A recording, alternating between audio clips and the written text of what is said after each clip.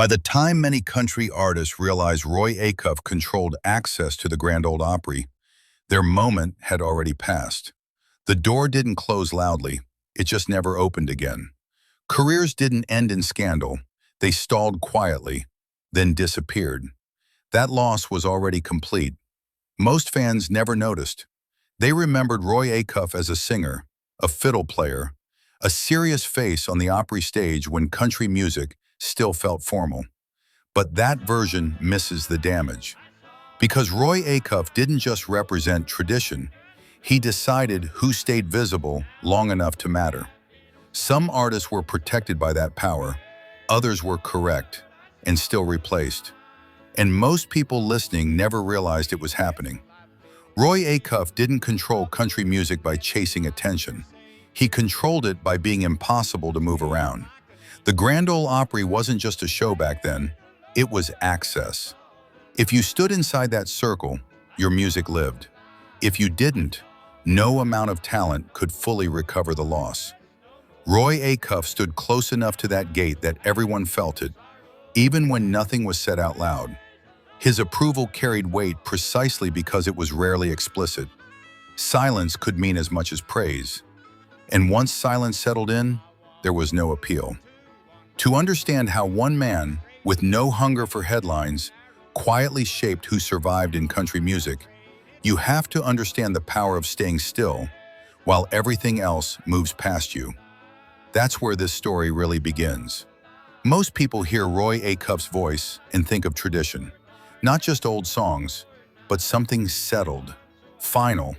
Even listeners who didn't love the music could feel it. This wasn't a performance asking for permission. It sounded inherited.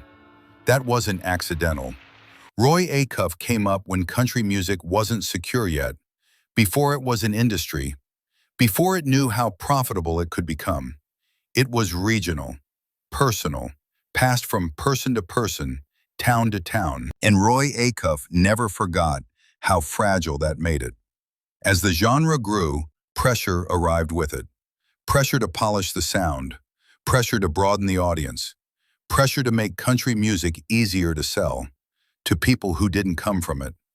Roy Acuff understood that pressure, but he didn't move with it. He stayed exactly where he was, and over time, that stillness turned into authority.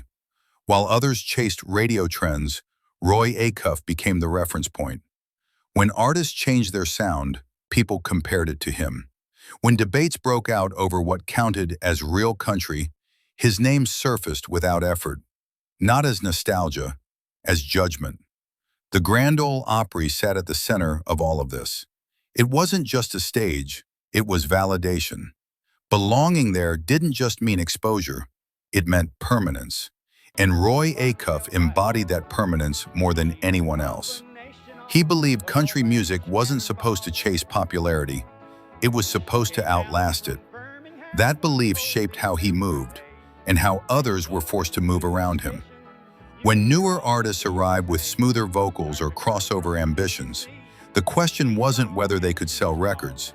It was whether they fit the moment Roy Acuff believed in, whether they respected the lineage or threatened it.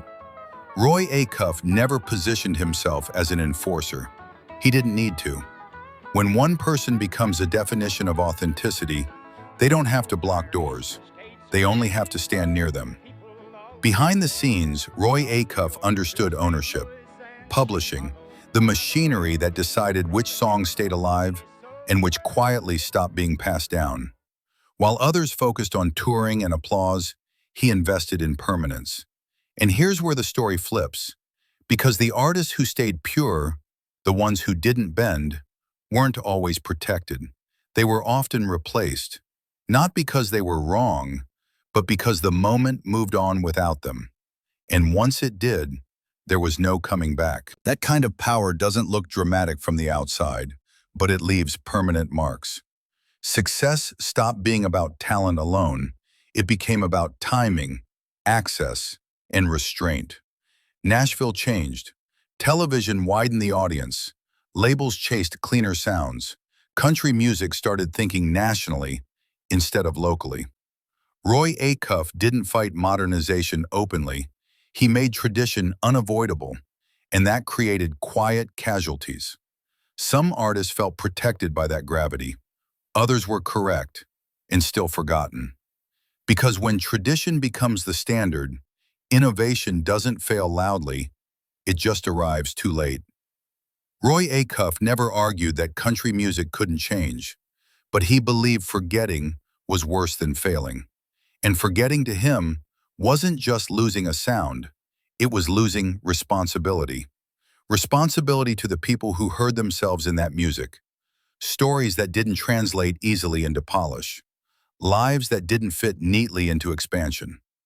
As the genre grew louder, Roy Acuff remained calm. As it chased youth, he aged naturally.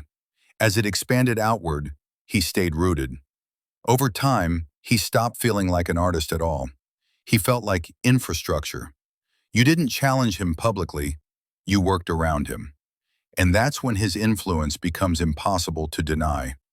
Not because he controlled everything, but because once your moment passed, it never came back. That kind of authority carries a cost. Being right, being careful, being faithful to tradition didn't guarantee survival. Roy Acuff accepted that trade-off. He didn't chase reinvention. He didn't reshape himself to stay current. He let the music age alongside him. And in doing so, he became continuity. As country music fractured into arguments and subgenres, one question kept resurfacing. Is it better to be right or to be remembered? Roy Acuff never answered that out loud. He didn't have to. His presence already had. He didn't control country music by commanding it. He controlled it by standing still, until the cost of missing your moment became permanent. And long after the debates end, that quiet authority is the hardest thing to undo. That is Roy Acuff's legacy. Not just the man who protected country music, but the man whose stillness decided who survived it.